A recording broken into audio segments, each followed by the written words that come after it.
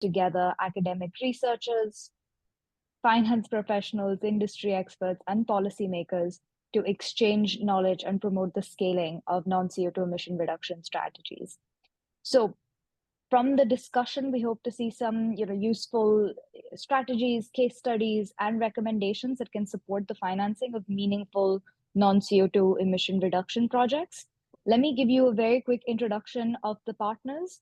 So we have auctusESG, which is a global firm providing strategic advisory and enablement on sustainable finance, climate transition, ESG, and climate risk management to the banking and financial sector. The organization stands at the intersection of finance, investments, and sustainability and has been awarded marquee projects by governments, multilaterals, and financial institutions.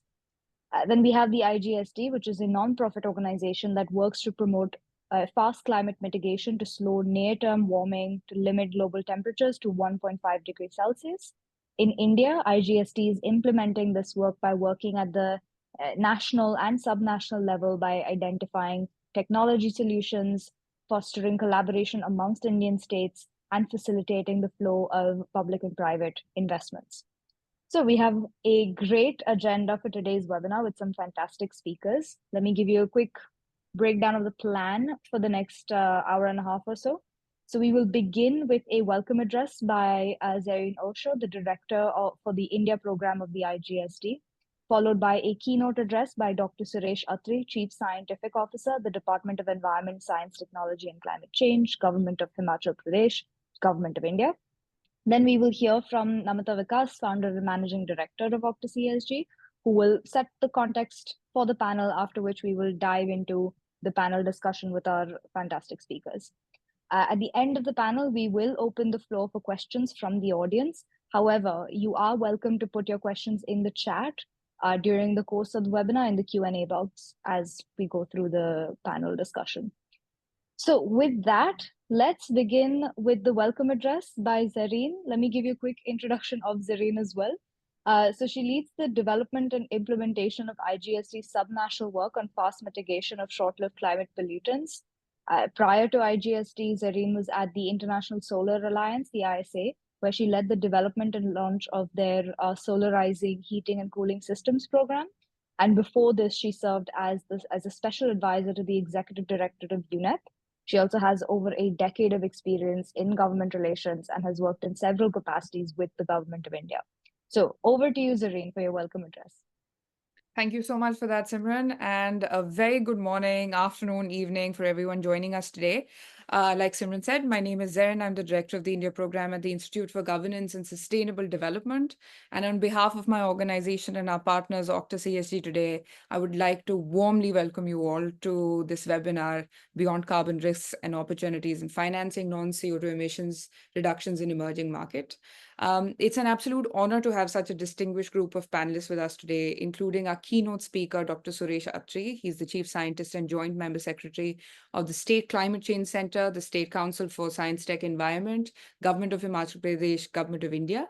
And on our panel today, we have Ms. Anumita Roy Chaudhary, Executive Director, CSE, Mr. Nimish Singh, Associate Fellow, TERI, Mr. Pavan Mulukutla, sorry for that, Mulukutla, if I've got that right, Executive Program Director at WRI, Mr. Olumide Lala, Co-founder and Director, Climate Transition Limited, Dr. Rob Stowe, Executive Director of the Harvard Initiative on Reducing Global Methane Emissions, Harvard University, and Mr. Mudit Narayan, Vice President, Bloom Ventures. I would also like to extend special thanks to our moderator and the founder and Managing Director of auctusESG, Ms. Namita Vikas, who's going to be guiding the session today.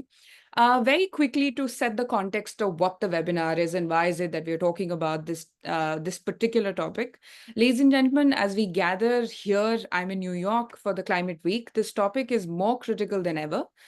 We've seen that while the world is making efforts to reduce carbon dioxide emissions, and such efforts have gained momentum in the recent past, it's increasingly clear that focusing solely on carbon dioxide will not be enough. And if we were to truly slow the rate of global warming, including the near-term heat stress that we are faced with, in India, Delhi this year, we saw temperatures cross 50 degrees centigrade. So for near-term benefits on climate, which also help with the reduction of heat stress, non-CO₂ climate pollutants or non-carbon dioxide emissions, which also include methane, black carbon, and HFCs, which also contribute to nearly 50% of the problem of climate change we're experiencing today. They have to be built in together. So there needs to be a dual strategy that needs to be created for a holistic picture to be painted and for climate action to really start taking shape. Just to throw a few numbers out there, I have a fact sheet in front of me. If we were to avoid 0.3 degrees centigrade of warming by 2040s, which is another decade or so, we must pursue all methane mitigation measures this decade itself. So, and doing so is not only going to slow the pace of global warming by 30%, but it will also offset the near-term warming caused by reductions in particulate air pollution. This is something that I'm sure Anumita is going to be an expert on speaking on the panel today. And this particular action will also mask around 0.5 degree centigrade of existing warming. It creates for everybody on the panel and in the audience who's familiar with the masking and unmasking effect, it gives you a huge benefit of about 0.5 degree centigrade. And the accumulated carbon dioxide in the atmosphere will continue warming the planet, but cutting methane can provide the crucial buffer in terms of creating the near-term action on cooling. So this is why today's conversation is so important, and our ability to mitigate these super pollutants relies on the collaboration of policymakers, financial leaders, industry experts, and innovators. As we focus on financing strategies for reducing non-CO₂ emissions, I urge everyone here today to recognize the critical role we play in this effort. By working together to scale up non-CO₂ mitigation measures along with carbon dioxide reductions, we can significantly reduce the peak global warming and lessen our reliance on future, making more technologies available and transitioning away from what we know as the climate forces. So once again, with that context, I would like to thank you all for joining us today. I'm confident that the insights shared today will not only highlight the risks, but also the tremendous opportunities in financing non-CO₂ emissions. With that, I am very pleased to introduce Dr. Suresh Attri to present his keynote, and it is an absolute pleasure to have him here with us. As I had mentioned, we have the absolute fortune to work with him in the state of Himachal Pradesh, and some of the things that he's done in the state are truly transformational, which I'm sure he's going to be speaking about. So very quickly with that, if I may now introduce Dr. Suresh Attri. So Dr. Suresh Attri is the Chief Scientist at the government of Himachal Pradesh, and he has over 3 decades of experience in environmental management, climate change, sustainable development, sustainable agriculture, waste management, renewable energy, analysis and planning, and environmental issues. He is a climate change specialist from the Himalayan region and is responsible for the preparation and implementation now of the SAPCC, which stands for the State Action Plan on Climate Change. Dr. Attri, over to you, sir. Thank you so much, Judy. I'm really excited to, say a few words and share my experiences with you. So, the panelist Anumita Roy Chaudhary, Nimish Mudit Narayan, Alumait Lala, Robert Stowe, Mr. Pawan, and Namita. Yes, your role is critical today. So I really greet you for this panel discussion today. And I express my gratitude to the organizers, the IGSD specifically, to the jury as well. And I duly acknowledge the increasing global focus of the carbon emissions and the emphasis, the need to address the broader spectrum of greenhouse gas emissions, including methane, nitrous oxides, and fluorinated gases, which is very critical. And this theme today is beyond carbon, why it's crucial to finance non-CO₂ emission reductions, particularly in emerging markets. We really need to understand, the emerging markets normally refers to economies that are in the process of rapid industrialization and economic growth, transitioning into the low income to the middle income status, but they are not fully so developed or completely developed. And I belong to India, to a very small part of India, that is Himachal Pradesh, which is a northwest Himalayan region in India, and is a very important state of India, and of this Himalayan region, Indian Himalayan region. So we are also facing a lot of transitions and rapid industrialization and economic growth, and we can witness a lot of issues which are emerging beyond these carbon dioxide, and which we are facing, in fact. All such countries which are like us often exhibit characteristics of both developed and developing nations, with growing industries in the region, increasing, enhancing the pressure on the urbanization and improving the infrastructure, while still facing challenges of poverty, income inequality, and political instability in the region as well sometimes. So, like emerging markets primarily focus on the high potential growth potential in their area, expanding middle class, they make focus on that. Industrialization and urbanization is really key to this, and the vulnerability with respect to the volatile, with greater exposure to the political risk and market fluctuations, and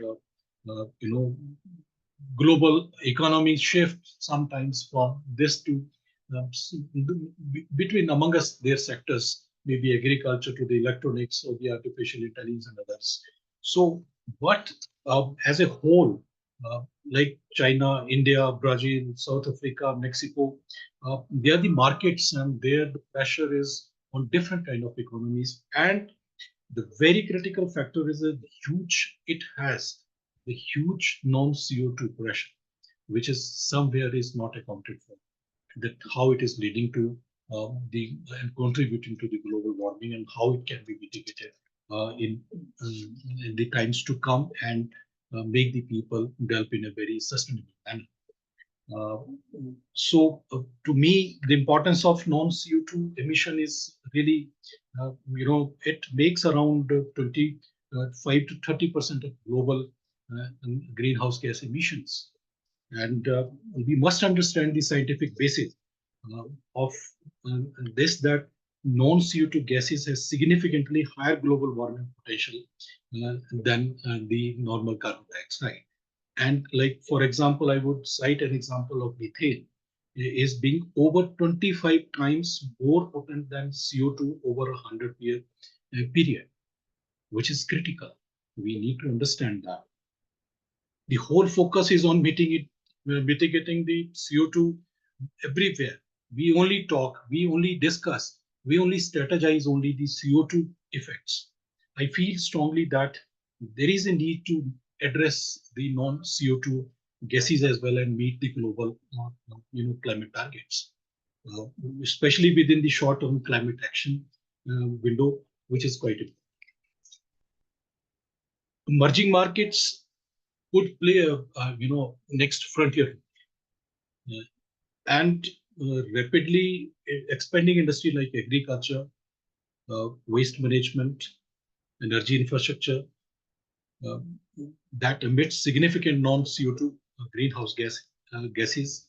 The role of emerging markets could be very critical, and they could play as a very critical players in the global climate action, and their role is very important.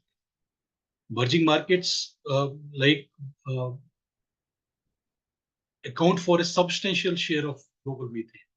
That's what the analysis says. So I have some papers with me here. Like recent studies reported that cutting short-lived climate pollutants, including black carbon, methane, tropospheric ozone, hydrofluorocarbons, can avoid 4 times more than warming by 2050 than CO2 cuts, which Jireen also emphasized. In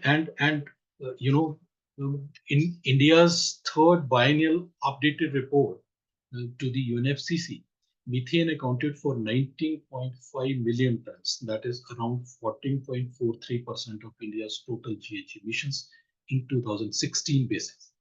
And that is huge. That is not a small cut. And if you look at the primarily from where it is coming is just from the livestock, rice cultivation, and maybe few of shepherds and other sources. So, which is very critical. These are very simple issues to be addressed, and very locally solutions can be offered.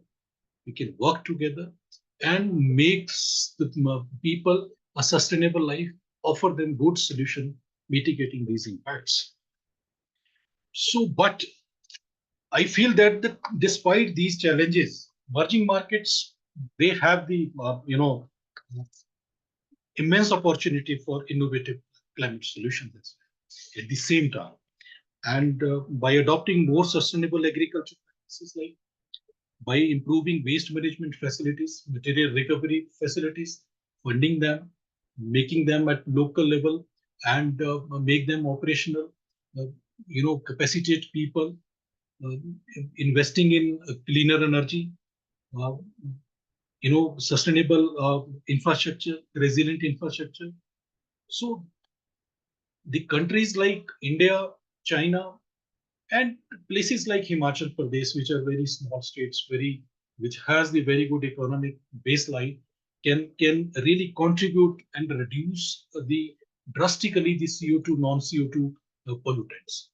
And this today meeting, I think the key point lies into that we have the potential at the local level, and working together can offer the opportunity for you guys who are actually the key people to address the non-CO2 mitigation potential, to address that. So I also understand that there are risks in financing in non-CO2 emissions also in reductions. Like there is financial uncertainty, regulatory barriers are also there, technical knowledge gaps are also there, investor risk, aversion is also there, lack of familiarity with specific city of the non-CO2 mitigation. So for that, private investors can come forward and to help the governments and engage in such financing to make the governments to minimize the risk in such financing. I think that the untapped markets for the non-CO2 is also very critical while we talk about, we address these kind of topics. So non-CO2 sectors like agriculture, as said, the methane from rice, paddies or livestock, the waste management, landfill methane, fluorinated gases from industrial processes. Like in Himachal Pradesh, we have around 30,000, more than 30,000 pharmaceutical industries in a particular pocket. And from where, huge non-CO2, gases are emitting and creating huge pressure on the local environment. So how these can be, addressed and, the mitigation solutions can be offered to these areas is really critical for us. So investment in reducing non-carbon dioxide emissions can also address other developmental issues like air quality, health impacts, and the sustainable agriculture. And, there are other social returns which can be addressed. Additionally, you can harness. I also would not like to miss upon the technological solutions, innovations, which we can bring in also through your platforms, like merging technologies, methane capture systems are there now in the market. So how can they be brought into the system? How we can improve the nitrogen fertilizers? How can we look at the fluorinated gases alternatives? How can we bring into the good technology to the places and present avenues to the investment and job creation for the young people? Like international climate finance, leveraging global funds like Green Climate Fund, facilitating that process of seeking to the local governments, which subnation where I am practicing, in fact, we have huge funding gap of more than 70% in the SAPCC state level climate change action plans. We don't have funds. So when we talk to the senior governments or the higher level authorities, we always ask to the internalize the funds and mobilize some resources, but that gap remains unattended always. I would say it very bluntly and agree to the fact that we sometimes miss the implementation at the local, which is really critical and important for all of us. And why I'm saying all of us, because if you see the climate vagaries, the impacts which across the world we are facing, it is not America, it is not India, it is not everywhere you see the developed countries or non-developed countries or underdeveloped countries or the poor countries, everywhere flash floods, forest fires, everywhere this is happening very commonly. If you claim that, America is where you are sitting, Janine, is completely safe from climate vagaries, no, I don't agree to that. If you say that Germany is quite safe, no, I don't agree. So it's not only Himachal Pradesh. I'll talk about the recent monsoon which we faced in Himachal Pradesh. It was international and national level news. One of our small village in a small pocket where there is no hardly any CO2 impact. It's a global phenomenon. It doesn't have any boundary. So it impacts, the corners and the areas where you cannot expect ever. You visit those virgin areas, they are completely niche areas, very quiet areas, peaceful areas, but suddenly a cloud burst, a high intensity rainfall happens, and everything is flushed out. We lost around 50 people in a village, around 14 houses there, everything washed away, and huge infrastructure loss we faced. What happened? How it happened? We really need to know. We want to know, but limited resources doesn't permit us. So I talked to the Jareen that Jareen, let us work together to find out what happened, why this high intensity rainfall happened. For me, I feel strongly that there is no so big impact of CO2 there, global warming. But what has happened? Is it methane? Grazers are there. Paddy is being cultivated there, or there are so many other known CO2 activities happening in that valley. So what has happened to the temperature rise, which was created a vacuum, or the inversion is created, that suddenly the high rainfall, the cloud is just melted, and just it happened like a high intensity rainfall, and huge volume of water was received by a very small valley, and everything was washed.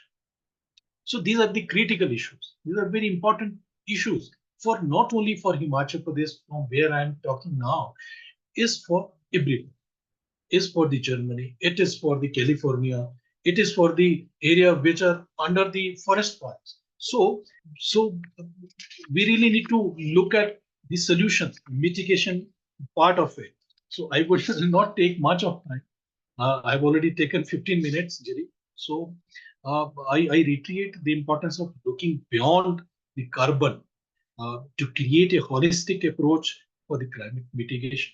I would encourage the audience which is sitting with us. There are more than 100 people joined together from different areas of the world, to embrace the challenges of financing the non-CO2 emissions as an opportunity for innovation, resilience, and inclusive growth in emerging markets, that is in agriculture sector, or in the waste management sector, or in other sectors. And close with to my heart is the cloud burst as well. I would flag that these phenomena like this are becoming very common everywhere. High intensity rainfalls are very common, and to mitigation of these kind of impacts is really critical. And I hope for a very optimistic vision of a future where all GHGs are addressed to ensure a sustainable and climate resilient world. And that will only happen when we talk beyond non-CO2 as well. Thank you so much. Thank you so much, sir, for your comments and sharing your experience and your insights. And you're quite right. This is a global problem. We have to look at solutions across the world. So thank you for that. I'd now like to invite Namita Vikas to set the context for the panel discussion. So very quickly, Namita is an ex-banker, founder and managing director of auctusESG. She's an award-winning senior business leader with over 33 years of global experience in sectors across banking, finance, tech, and technology. And she has led several first-to-market green and sustainable wholesale and retail banking products, the launch of these. At auctusESG, Namita has led impactful projects across emerging markets awarded by governments, UN agencies, and global DFIs. So over to you, Namita.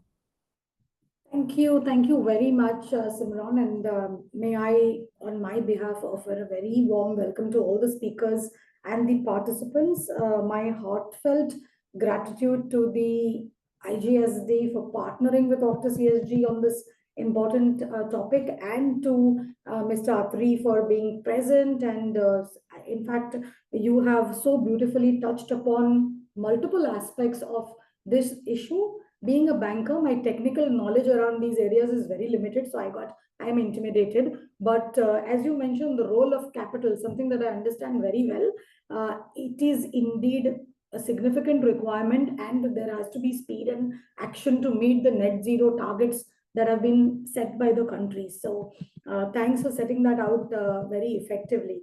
Earlier on, Zareen mentioned that historically, carbon emissions have dominated the environmental discussions. Recent years, we've seen the importance of non-CO2 pollutants, GHG, methane, nitrous oxide. These discussions are coming to the forefront, and globally, because of the increase in the non-CO2 emissions, governments and countries have started to take more note of it. And I was very, very amazed about almost a year back when Denmark have started to tax livestock farmers for methane emissions from their animals, and they would tax this, and the goal is to reduce their GHG emissions by 70%. And methane they've recognized as contributing factor, which is very high, and this kind of taxation system is going to start. Of course, there's resistance from the farmers, but at least policymakers are taking note. Netherlands as a country has been dealing with nitrogen emission issues related to farmers, with about 1.5 billion scheme that they have brought out to buy out farmers and reduce nitrogen emissions. And there are many other countries in the global north, if I may say, are taking cognizance to this. Very rightly, as mentioned earlier, emerging markets have complex difficulties, as well as there are opportunities to manage non-CO2 emissions. Of course, rapid industrialization, urbanization, and this whole decoupling of the economies in the emerging markets that we are looking at is leading to increased emissions from agriculture, waste management, energy generation, and of course non-CO2 is a significant part of this whole emission target, right? I think one of the most important parts is that while these gases have higher impact than maybe carbon emission, that's my understanding, and they need to be managed, the lack of accuracy in monitoring and reporting have limited, and the fact that there are limited resources, limited frameworks, I think that is serving as a challenge.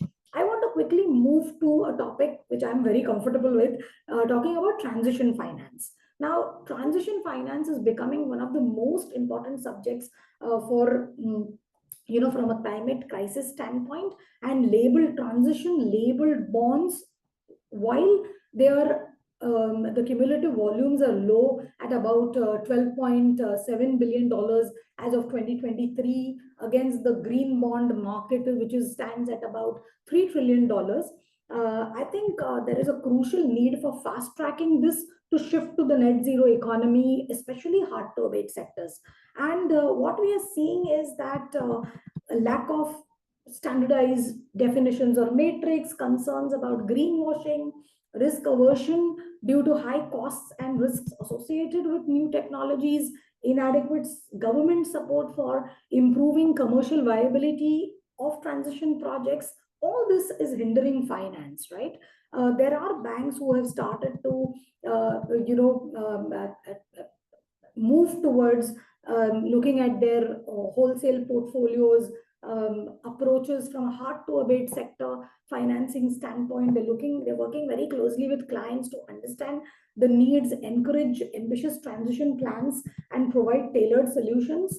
Then on the other side, there are a lot of enabling policies, but this is all within the carbon emission space that is being picked up. And the transition finance overall that is required is about $125 trillion by for the world to become net zero. The larger role is that investment gap that we are seeing in sectors like the non-CO2, and that is also because of lack of investor awareness. There is very limited access to financing mechanisms, because investors are still grappling with the technologies that are out there.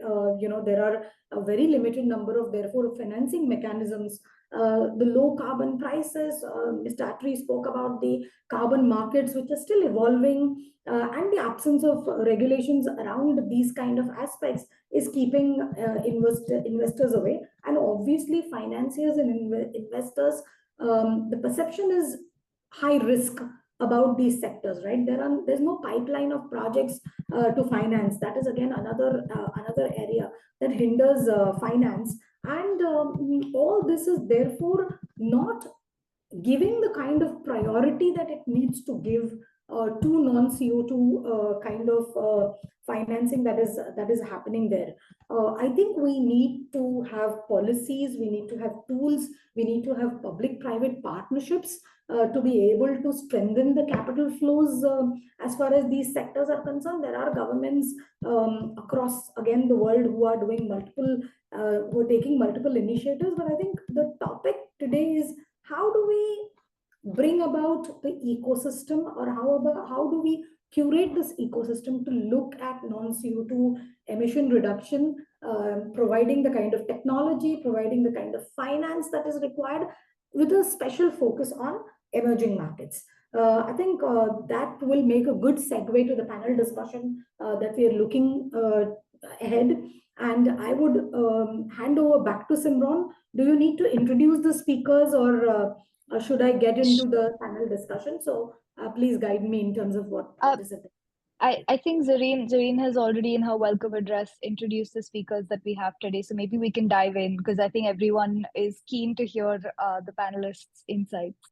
Yes, and I see that we have about an hour to go. I would request each of the panelists to be brief, so that everybody gets a chance to express themselves. So let me go to Anumita first, because I did speak about policy. Anumita, what policy or regulatory signals, initiatives are really required for this push for greater investment? I mean, I'm not even getting into private investment. I'm saying even from a larger investment perspective, what needs to be done, as far as non-CO2 emission reduction projects are concerned in India, in emerging markets, and how do you think these kind of initiatives can then foster greater partnership within the multi-stakeholder groups? Over to you, Anumita. Thank you so much, Namita. And I'm so glad you're asking me this question, because even though we have understood the risk and challenges of super pollutants, but we have not yet been able to figure out that what is really going to be that framework for bringing the funding and the right regulatory inputs to propel and accelerate change, especially in the global south. But having said that, I'll also tell you that in India, and as part of the larger experience of the global south, what we have realized that the regulatory framework, regulatory mandates and targets will be one of the biggest propeller of investments. And because that's what is going to build confidence in the market for private investment, and will also give the long-term policy visibility, which is really needed.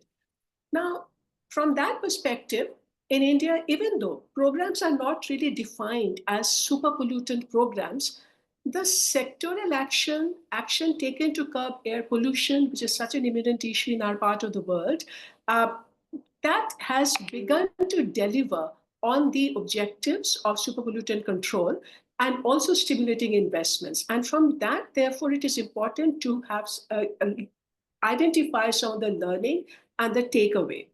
So first, as I said, that we have seen that there is certainly a much higher impact when regulatory targets are linked with committed public funding, and that's very evident in one of the largest waste management program that India has launched now, the SVM 2.0. And which is very interesting that because of the clear target given that by 2026, we should be able to achieve 100% collection, segregation. They're talking about material recovery, landfill remediation, diversion of organic waste from the landfill. All the recipe of that waste management is there. But that has now triggered an interesting new value chain and supply chain around circularity. So just to look at some of these examples, now the way we have now begun to harness, the compressed biogas and the private investment that has flowed in to set up these plants. And not only that, you're generating the gas and then you're ensuring the uptake of the gas where you're running the buses you're using for energy use. Similarly, landfill products, which is seeing a massive quite an interesting change in the way private sector coming in for the waste processing. And because the landfill products like refuse-derived fuel, etc., are now being used for thermal substitution in cement industry, in power plants, sand aggregates from biomining as construction material. Now, landfills, because as you know, in most part of Global South, we don't have scientific landfills to that extent, but gas extraction concept has come up. But what is important to note here is the enabler is one, the policy, the target-linked funding, and cost-sharing model that the government and private players have come up with to deal with the CapEx and the OpEx. And that's really beginning to catalyze investment in circularity. Similarly, when we look at the black carbon emission reduction strategy in India, so when we got the regulatory mandate to leapfrog to 10 ppm sulfur fuel and Euro 6 emission standards just in 3 years, which was seen as one of the just a global success story. And it's amazing how that catalyzed massive investment in oil and auto industry and reduced dieselization of cars as well. And at the same time, what we are noticing that as far as the dispersed sources of black carbon is concerned, the air pollution agenda, which is so big in India now, that how that is again catalyzing the industry to process agricultural waste so that that's not burnt, improving brick kilns technology, and so forth. So what is clear, therefore, along with regulation, it also has to be supported with access to finance, technology, supply chain, market development, and of course, a regulatory incentive. But what we now need to actually focus on is, and that is an opportunity in the Global South, again, learning from India, the opportunity in performance-linked funding for multi-sector action for clean air program.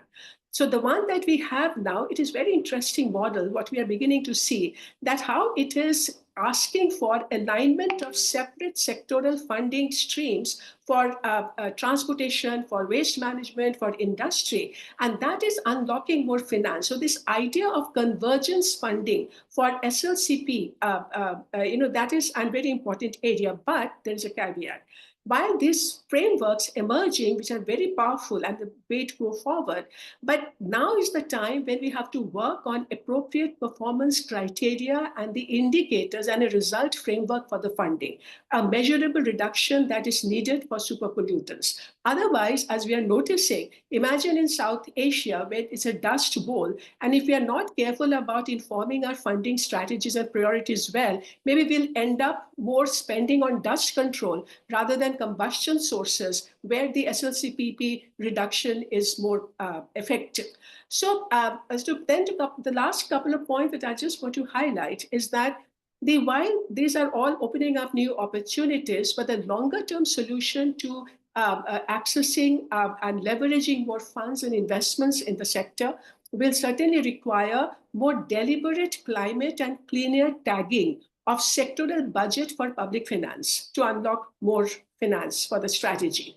But this needs policy recognition of SLCP, which is not really there at this moment, except for a little bit of talk around methane because of our third biennial report actually took a note of that, because that's part of the UNFCCC basket, but not the black carbon. But we know globally that several countries are now including SLCP as part of their NDC, and keeping in mind that next year the countries are all revising their NDC, this is going to be a very important area to look at. But as far as connecting the SLCP funding with the carbon finance mechanism that are also developing within the country, the domestic mechanisms, the carbon trading, etc., I think that's where the global community has to come together to develop the right methods for pricing of credit, comparing the two time frame of 100 years of global warming potential versus 20. And we need to sort this out, and given how tough it is to compare the potential reduction for SLCP in different locations for different sources. So the methodology part of that will become a big enabling part. And finally, as you said, that to make this happen, to really build this up, to accelerate the change, the partnership model that now we need for responsible investments, for that, the funding architecture for SLCP high SLCP emitting sectors, whether that's oil and gas, transport, agriculture, urban waste management, they all need mainstreaming of SLCP indicators in the public funding strategy, and also that of the multilateral institutions, development, cooperation and development banks, and also the corporate sustainability programs. Only with that, we will be able to deepen the action to influence the entire value chain and supply chain that needs to build around the market investments that it can draw to make the change happen. So clearly this means we need to broaden the scope of climate finance to create opportunity for private sector and also investments from other sources, and also influence the global finance mechanism to really build the whole investment chain around the SLP, to create an SLPCP-based value chain in our economy for the larger spin-off. So I think, that's what I wanted to share. Thanks, Anumita. I think what I'm hearing you say is that, we need to look at the interconnectedness in the regulatory mandates that are there, where, there are, super pollutants that are being addressed. And from a finance standpoint, I think one of the things that I would like to pick up is like hybrid annuity models do well in sectors like these, and that's something that we could look at. But let me quickly move to Pawan. And Pawan, I want to talk to you about WRI has been a key contributor to India's national green hydrogen mission, and it would be interesting to for you to share with us what are the challenges that you've seen in translating this national policy into actionable strategies at the state and the city levels, because ultimately it all percolates down, and particularly when we are focusing on reducing non-CO2 emissions in the transport sector. So, how will that feed into really getting the right kind of capital at a national, subnational, and a regional level? Over to you, Pawan. Thank you, Namita. I hope you all can hear me clearly. Yes. And my apologies for being late. But quickly, before I come to the hydrogen point, Namita, I just wanted to also kind of extend where actually Anumita left in terms of the overall, because I think we spoke about two things on the regulation aspects, mandates, and the finance aspect, and thoroughly agree with it. But I also wanted to talk about, I'm also responsible for the Clean Air program at WRI India. And we actually have been working with 10 cities, and our experience is clearly showing that two things which I wanted to point. One, cities are actually grappling to actually understand how to do any implementation. That's the reality we're talking about. I'm talking about cities from, we're working in Agra, Gorakhpur, to as much as like, in Mumbai, in Surat. So capacity is a very, very, very serious issue, because how do they prioritize which sector to actually really reduce emissions? And if you go and ask, is it road dust that they really need to talk about? Is it, the solid waste management that Anumita was talking about? Or is it transport sector? So our experience the last 2 years is, even if you have finance today, the issue, the whole untapped money, the cities are actually struggling to even understand how would they really prioritize which sector to decarbonize. And even if they know to decarbonize which sector, they actually don't have capacities or resources to actually think about it. So I think one clear action item for this would be strategic projects related to cleaner action. I think we really have to get in the next 2026. My hope is when we are coming up with a new edition, we actually look at the implementation aspects when you're going by different sectors. I think that's one. And then this whole regional airshed model, right? Because I think cities are really saying that, what is it I can do? Shall I just run machines to sweep the streets? Shall I get, waters to really put it on the roads? So I think they are also limited and finding kind of feeling little disabled in their abilities to actually show any action because they also have to really meet these criteria. So I think if we are talking about how do we really relate, the non-GHG related emissions, we really need to talk about RFI, and it is really regulations, it is finance, and it is implementation. I think the implementation has been a big, big, big challenge. And of course, this whole regional airshed modeling and how does that science then ties to really can we think of institutional structures at the regional level to really manage? Because would a city like Gorakhpur be able to manage its zero waste? Would a city like Agra be able to do? So I think we really need to ask ourselves these tough questions that even though we have this, will we be able to get that at city level? Now, quickly moving on to your question on hydrogen, Namita.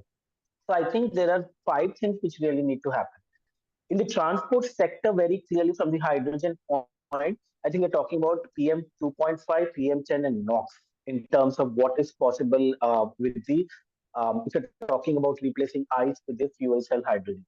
And what really needs to happen to address the challenges? One is the hydrogen storage and safety, which is very, very big challenge in transport. Today, CNG, we are able to do up to 200 bar pressure, right, or 250, and that's how all the regulations on the all fuel dispensing is designed. So CNG operates at 200 bar pressure. And here with hydrogen, you're talking about 350 and up, and in some cases 700. So very clearly, we need regulations and standards, which Namita, I was glad to hear when you were talking that there is need for standards also. That really needs to come, and I can see very clearly we have been working with MOTS on this, on what will be the guidelines for dispensing or fuel station for hydrogen. So I think that's one clear item. In terms of demand itself, I think we were part of the National Green Hydrogen Mission, and one thing was very clear for us that the transport was the least impactful sector because the whole green hydrogen story for India is from coming from the renewable energy perspective, right? And it is where with the transport sector, your RE usage is going to be very, very minuscule. So in terms of the application itself, unless you bring the RE integration, it was not so attractive enough to really go to the transport. So you actually will have to do the whole creating a demand and scaling up production. So you need to actually do kind of this whole demand aggregation model. Can you really create, bulk demand? So can you create? So that is going to be a big challenge, which governments really need to address in terms of initiating pilots, and you'll have to co-locate these projects with industrial green hydro projects and around hydrogen hubs. So that's, I think, creating demand and scaling up production is my second point. The third is infrastructure development itself.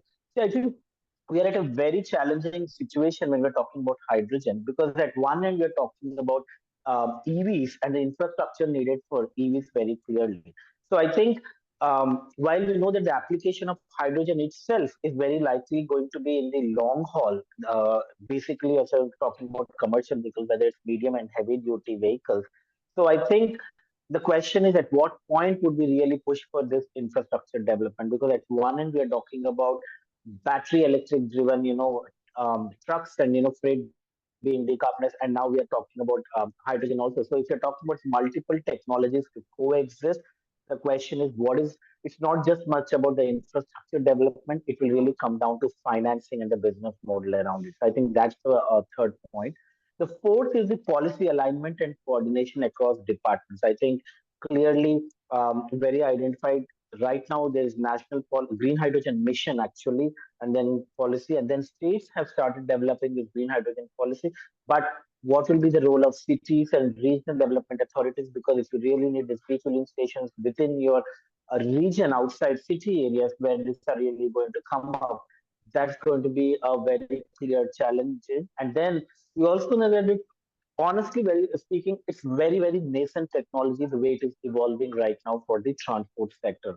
I would say, and that's something would be a very. I mean, we have been hearing some testing of hydrogen ICE technology right now, which some of the OEMs are talking about. We have also heard about, some of the OEMs looking at hydrogen buses right now.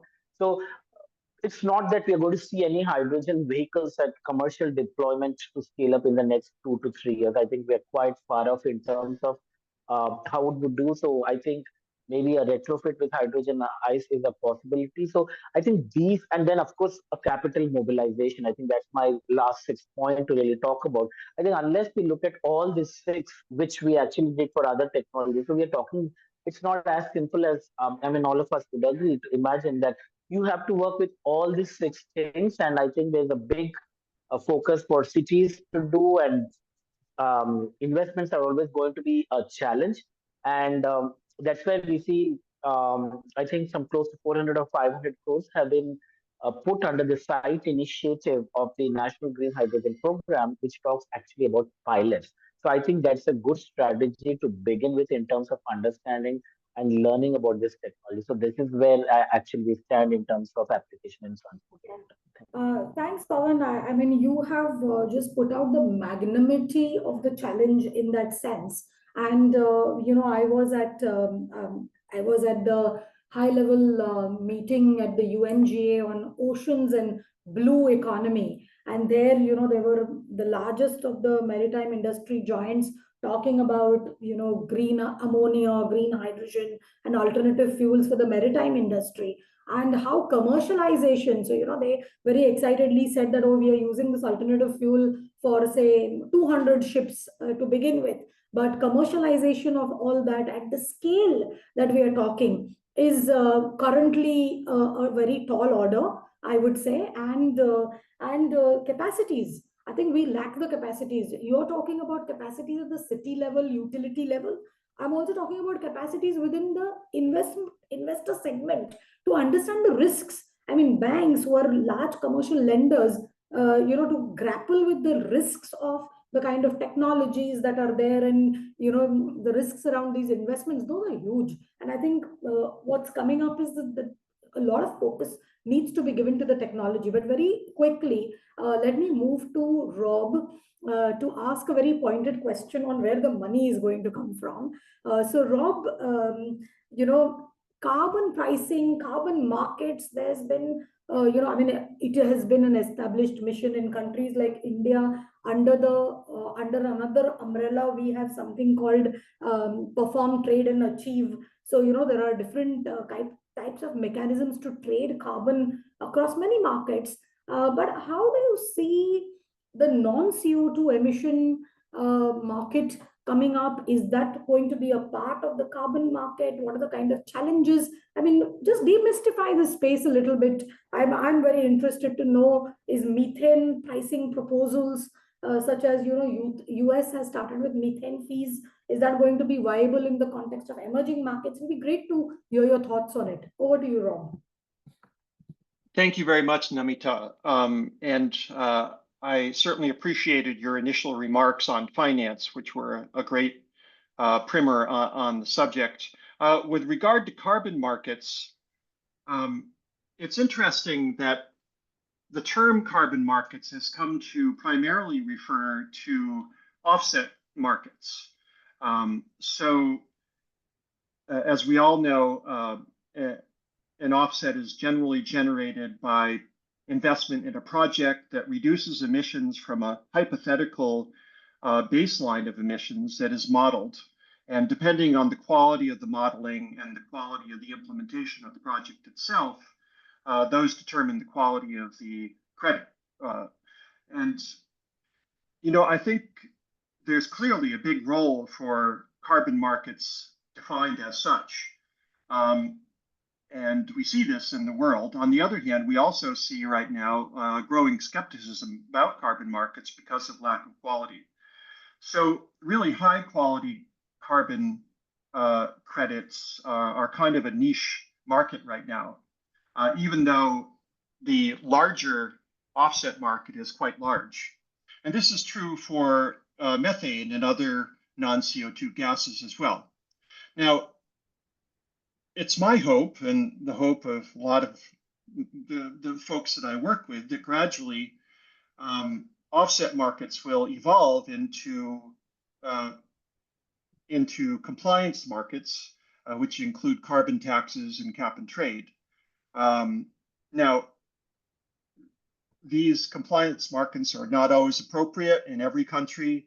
It depends on the policy preferences, depends on the capacity for implementation, and so on. Generally, a carbon tax or a methane tax in the case of the IRA in the United States that you referenced, Namita, which is quite a breakthrough, actually. It's the only nationwide carbon tax or emissions trading system in the United States. Generally, a carbon tax is a lot easier to implement than a cap and trade system.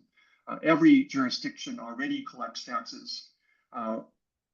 India and every state in India knows how to collect taxes. And so it's not that huge of a step to move on from there to collect a tax on emissions. But,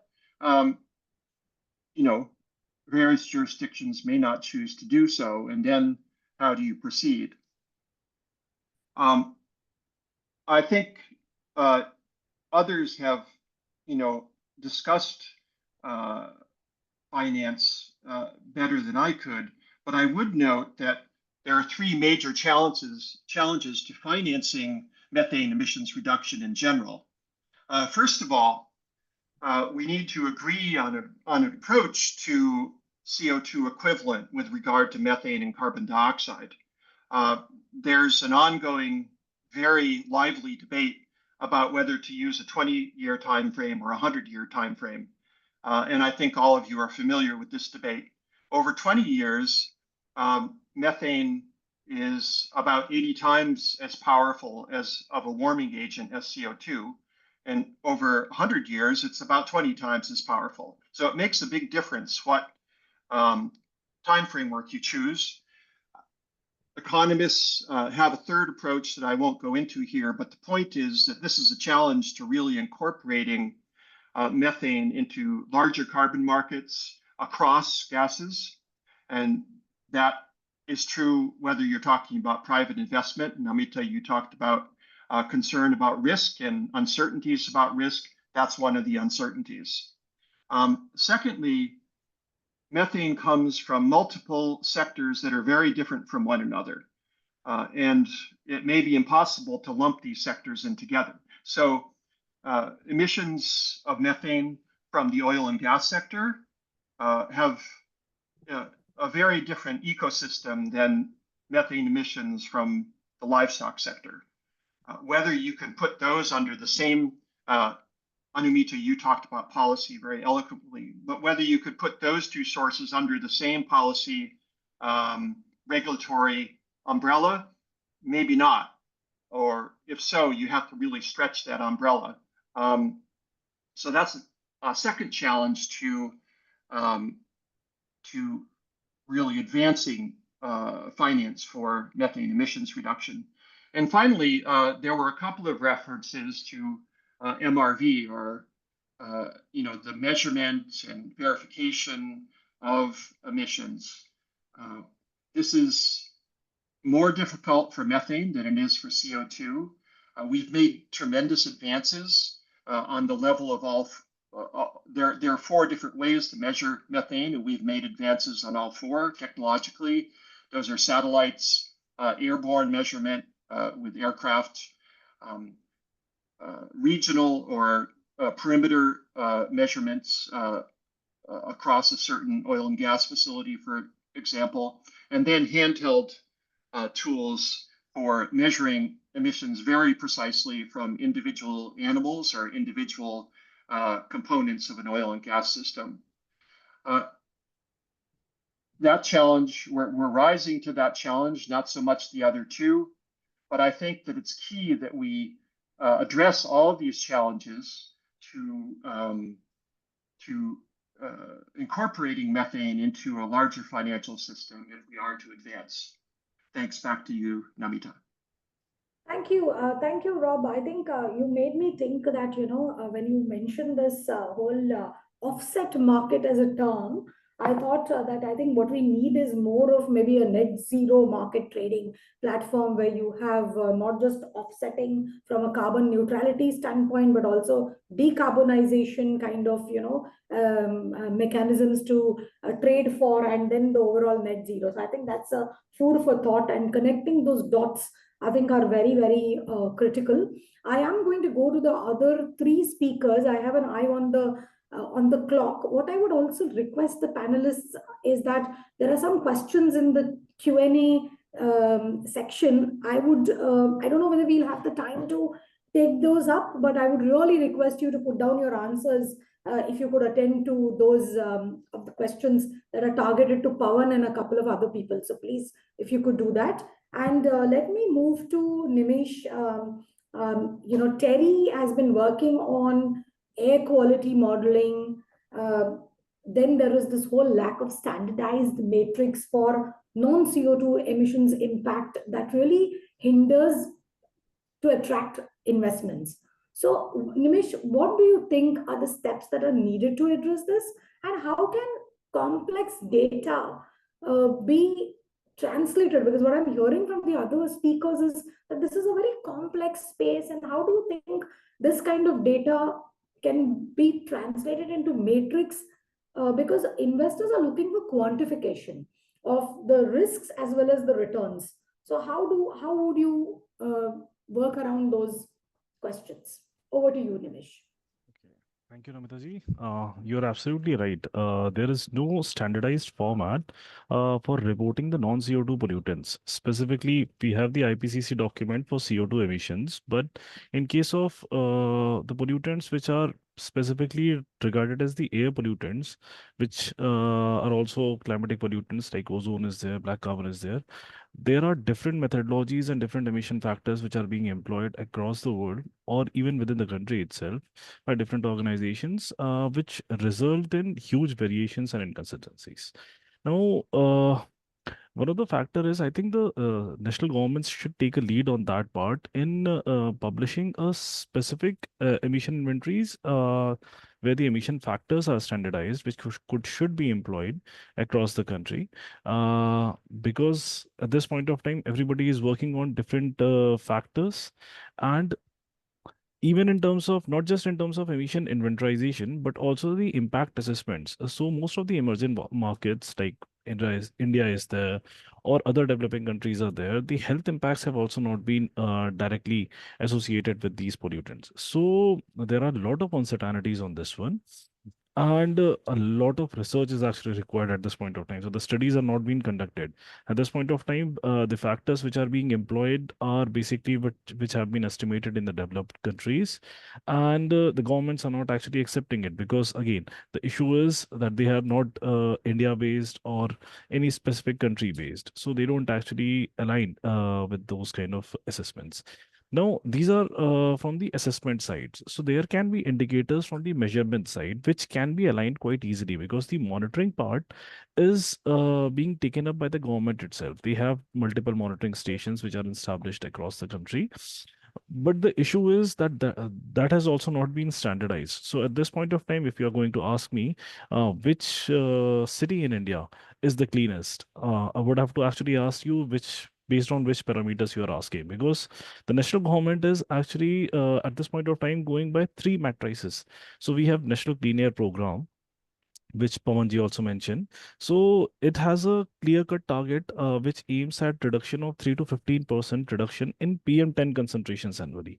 So it analyzes cities which are actually achieving this target and are regarded as the cleanest annually. Basically, they are ranked on that basis. Further, there is another matrices which is followed by 15th Finance Commission. So it integrates another target of number of good air quality days within the city, along with the PM10 reduction targets.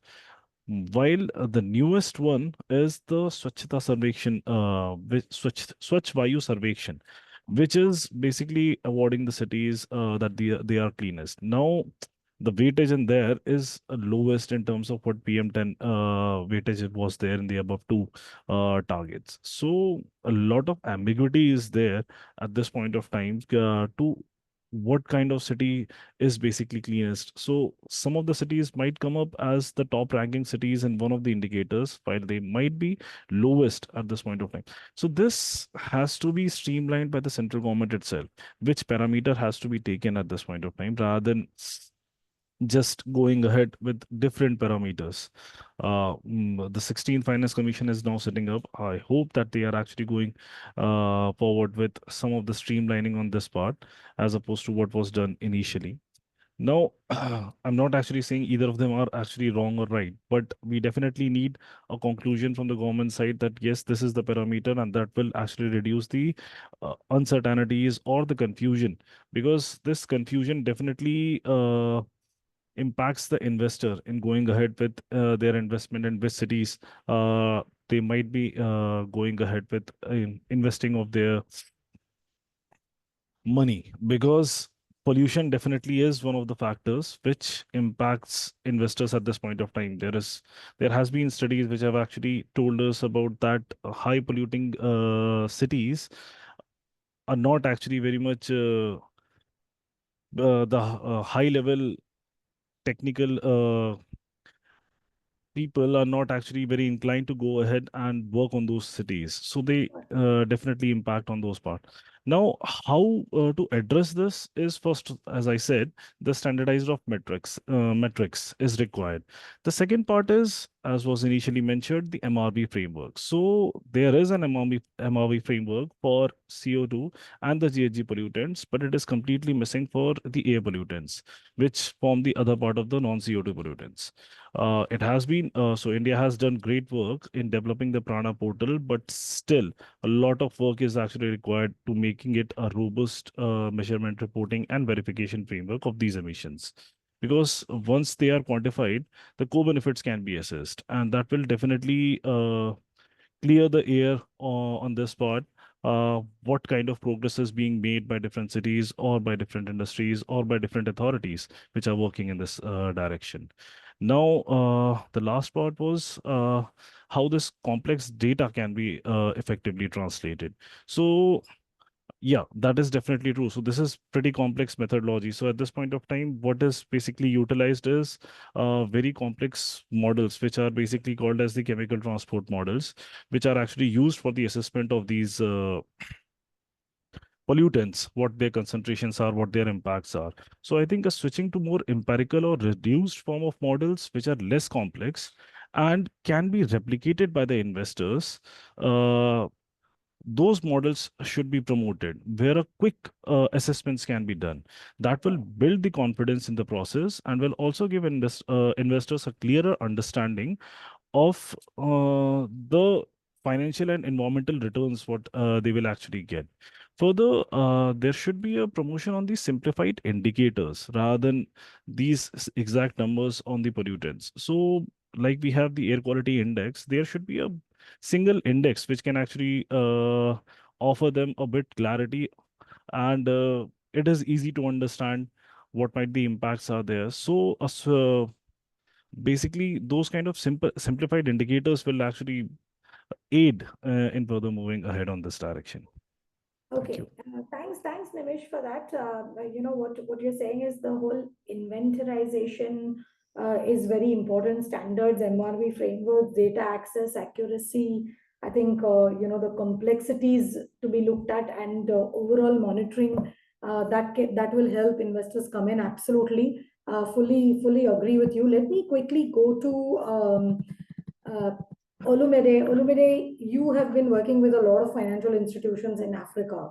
And, as it is, we as financiers have been facing over the last decade big challenges to finance carbon. And now here we are opening up another, element of the whole GHG, which is non-CO2, emissions. So how would you look at investors assessing, managing climate-related risks associated to this in their portfolios, particularly because sectors like agriculture, waste management have super pollutants or these area, I mean, these elements to be looked at. So would you please talk about your experience and share some thoughts? I see that we have another 18 minutes to go. So I would request you to please limit your intervention to 5 minutes.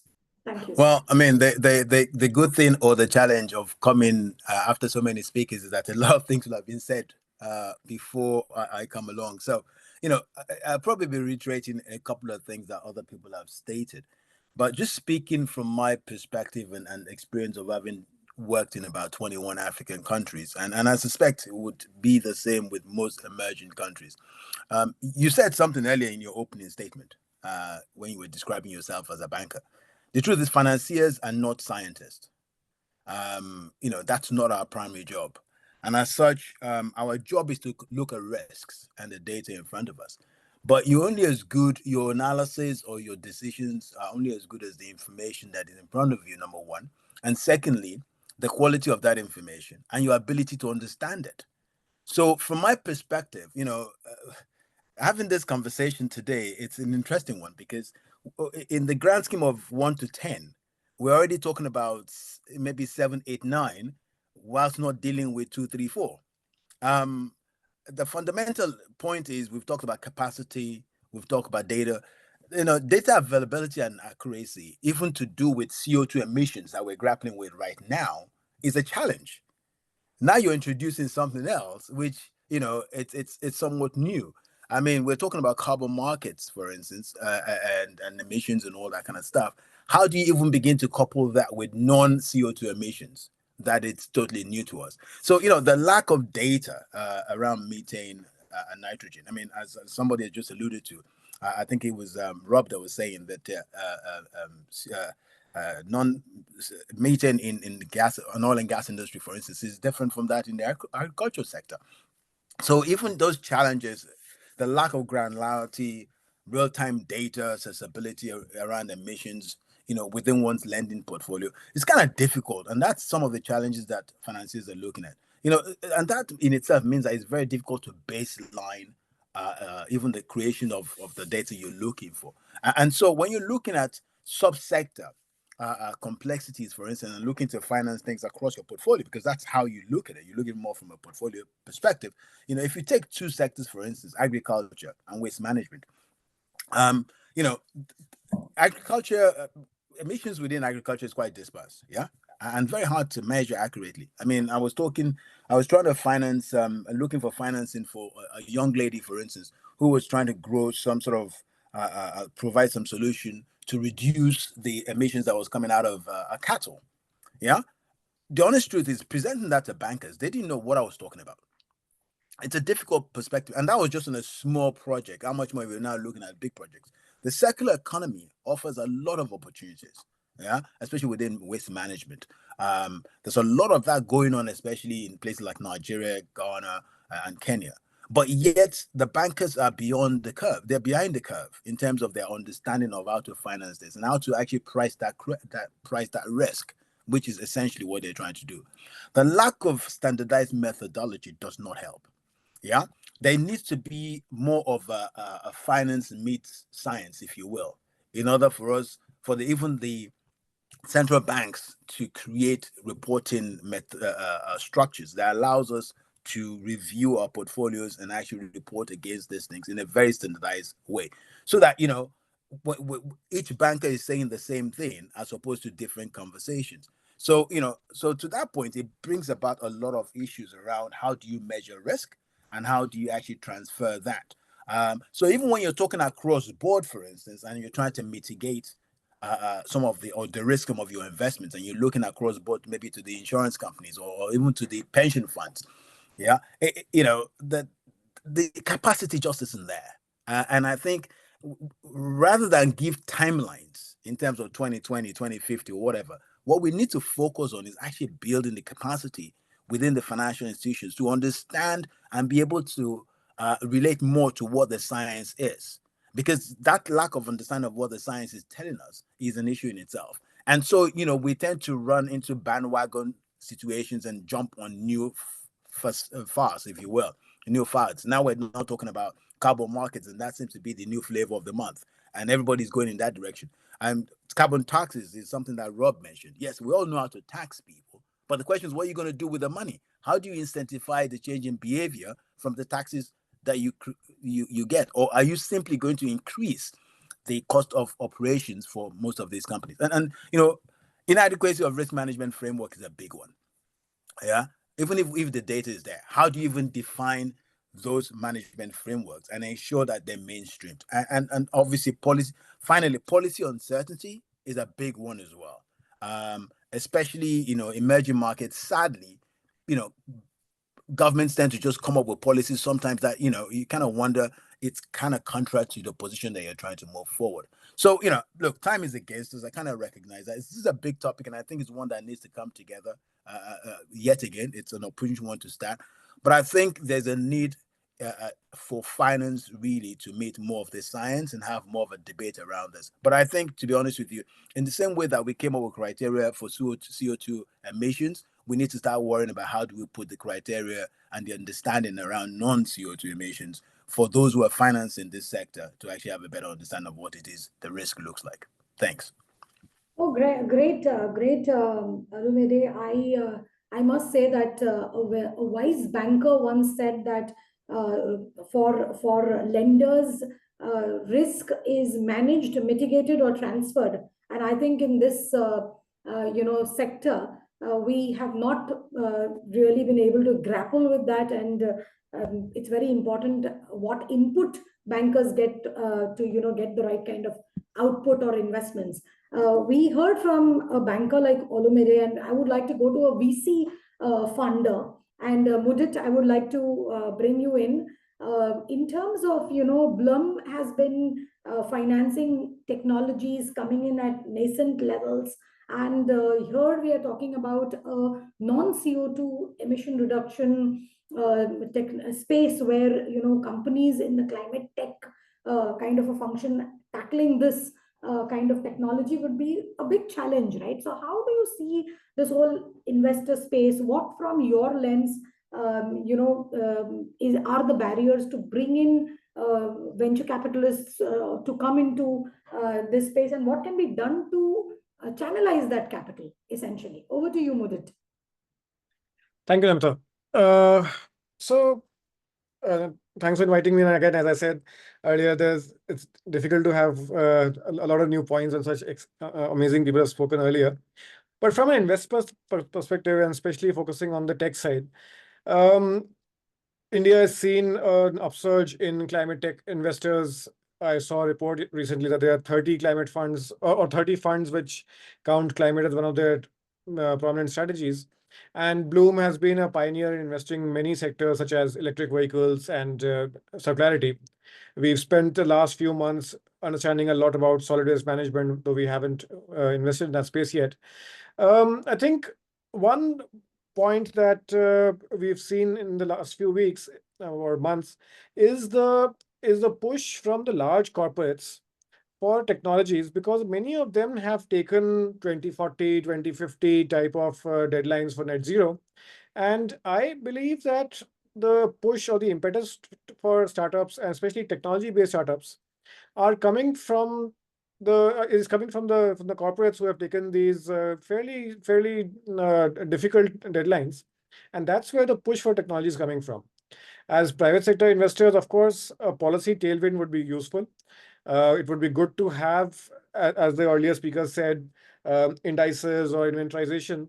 But in the lack of that system, which is all across government, the GHG protocol, or the Indian equivalent, which is the BRSR that SEBI announced in 2021, those kinds of rules have provided enough of an impetus to the large corporates to start engaging. And that has been a very positive story. As investors in that space, or as supporters of startups in that space, we believe that startups which are looking at identifying opportunities in multiple areas will probably not be as lucrative or as attractive as companies which are able to focus one or two problems across a large number of sectors. And as an investor, we always prioritize focused founders, focused entrepreneurs, because that has a much higher correlation with success of the company, and ultimately that success is critical to the deployment, large scale deployment of technologies. So if there are startup founders or aspiring founders in the audience, I would encourage them to look at solutions which are specific to some sectors or specific to some kinds of sources and focus on them. One speaker earlier mentioned how in the case of methane, there are several kinds of sources, several ways of measuring them. And I, as an investor, would not see that as a challenge as much as an opportunity for maybe 5, 7, 10 founders across the world. So if you want to focus only on agricultural methane, go for it. If you want to focus only on landfills and solving that in some way, again, that's a methane problem, go for that. And though each of those, I would say, provides enough of an opportunity to a aspiring founder. My final point on the business models. The business models, if it is built on something very policy driven like carbon credits or carbon markets in some way, are too volatile for most investors who are looking at a 10 to 15-year horizon. Whether you look at electric vehicles, whether you look at solar energy, I believe climate tech companies have done well when they have solved another problem for the customer alongside reducing carbon emissions in some way, carbon dioxide emissions, or in non-carbon dioxide markets as well. Electric vehicles solved the issue of energy independence, solar provided the energy access, and so on. So if there are founders, if there are companies looking to solve in this sector, they have to also solve for another customer problem. Companies which are built only on compliance or only on offsets do not find investor favor because the variance and the volatility of carbon markets or GHG markets is too much and too much out of a control for investors to be confident. So three broad points, but I think I would like to end by saying that we believe that founders will come in this space. We will see a lot more excitement because there are tailwinds of various kinds, and not just limited to government, not just limited to technology, and not just limited to what we've seen in the trajectory for carbon dioxide. There'll be new opportunities, new ways of looking at it, and we are very hopeful to support some of those companies in the coming few years. Great. I think that was very, very articulate, Mudit. And yes, some tips in terms of how you will get finance from VCs like Bloom. I think that's an interesting point on the sectoral focus, and don't depend a lot. I mean, solve for the larger problem than just looking at how policies are emerging and then look for financing around those. I think that's very, very interesting. We did have a second question for each of the panelists, but I'm sorry, we're out of time. And therefore, I don't think we will be able to take the questions. I saw the questions in the chat box, and many would have been answered by the responses that people made. What I would do is, I would just go to each of the panelists and 30 seconds, if you could just tell us about one thing that you would do in your capacity to solve this. And I will go to Robert first because I know he has a hard stop at 10 o'clock. Rob, would you just go one thing that you would do to make that impact? I think the one thing I would do is something that almost everyone has mentioned, and that is standardize MRV for methane in particular, which is the gas that I'm most familiar with, but it would apply to the other non-CO2 gases as well. Now, when I say standardize, of course, with methane, that might be a couple of standards for the different sources, but I think that's the most important issue to shake loose financing. Okay, great. Let me go to Mudit so that you won't say that you got a last chance to intervene. No problem. I would say solid waste segregation using robotics. So with visual AI and with robotic arms, I think most countries have given up on household segregation to a high degree. No country I know has achieved more than 70-75% at the aggregate level. So AI has shown immense strides. So if you are able to get robotic segregation of waste between dry and wet, I believe a lot of the landfill problem and circularity problem gets solved. So visual AI for robotics in segregation. I think that's an important one. Nimish? Yeah. So I think one thing at this point I would do is a holistic strategy rather than an isolated approach at this point of time. I think the non-CO2 emissions also have a CO2 emissions because the sources are very much similar. So I think a holistic strategy would be the first step. I'm not a finance guy, but I think one strategy which works is buy one, get one for free. So I think that is something would be very much important at this point of time. That's good. Olumide? Capacity. We lack capacity in the financial sector, and I think we need to focus on building the capacity so that we actually get a better understanding of the risk, how to de-risk it, how to price it, and how to transfer it. And more importantly, there's a knowledge gap in terms of those who are coming behind. Personnel, we need to train more of the younger ones, not just from financial perspective, but also to understand the science as well. Yes, absolutely. Pawan, over to you. Yeah, I would say again capacities at cities levels.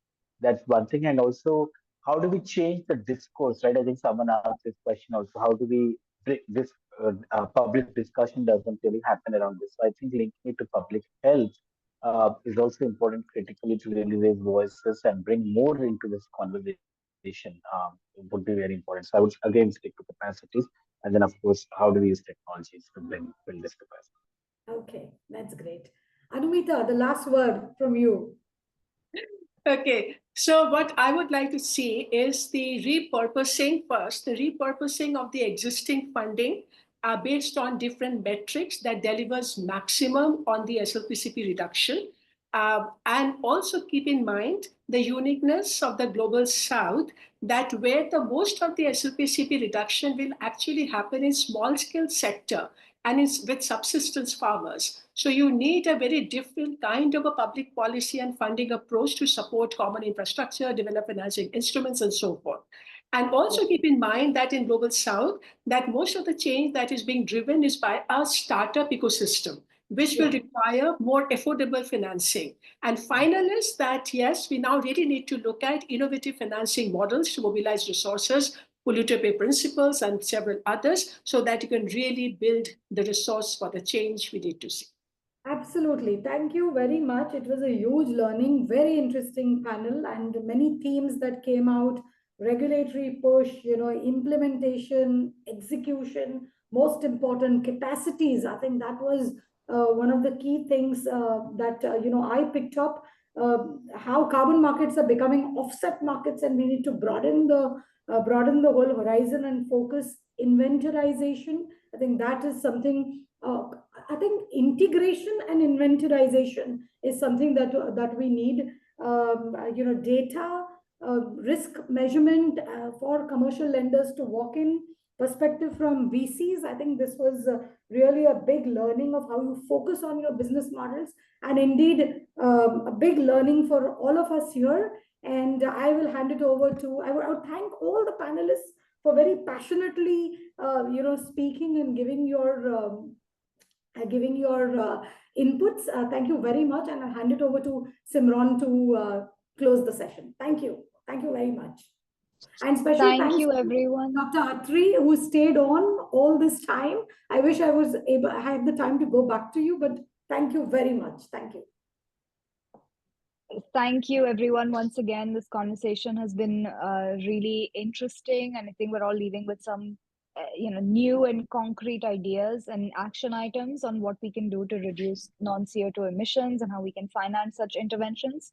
From auctusESG and IGSD, we would like to thank everyone for your time and participation today. Please, do reach out with any questions or comments from the audience. I know there was a lot of questions in chat and on the Q&A.